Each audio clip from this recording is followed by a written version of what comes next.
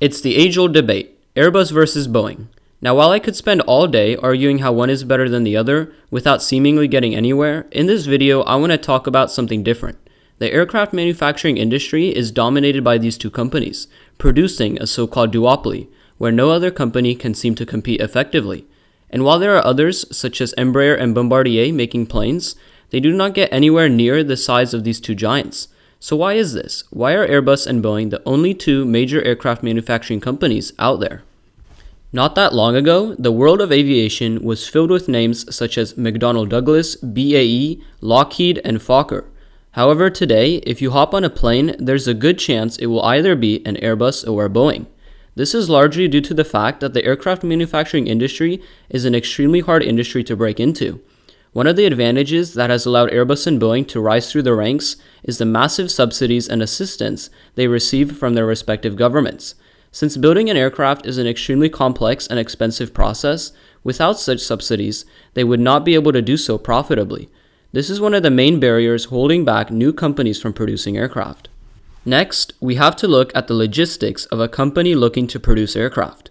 In order to be successful and catch the eye of various airlines, and perhaps eventually compete with Airbus and Boeing, there's a lot of requirements that are needed to be filled. Firstly, you need thousands of experts, all of whom are top in their field. You need billions of dollars in facilities and equipment, you need to purchase hundreds of patents or come up with your own, and you need a huge management, documentation, and safety structure in order to meet FAA requirements. Now, despite all of these investments, it will still take you about 5 to 10 years before you start making any money. And once you do, you will run into Airbus and Boeing, both of whom may try to undermine you by selling their aircraft for cheaper until you eventually give up. Then there's another thing, consistency within airlines. What do I mean by that? Well, airlines generally like to operate aircraft by the same manufacturer. It simplifies the maintenance process and allows for pilots to be trained on similar types of aircraft. A different company may have a hard time convincing an airline to purchase their aircraft because it would require them to retrain their pilots and maintenance crews for that new type of aircraft. In general, airlines do tend to lean towards homogeneous fleets as it does keep their costs down. Additionally, one of Airbus and Boeing's greatest assets is their reputation. Over the years, they have built up their name and today are widely known for building safe and reliable planes.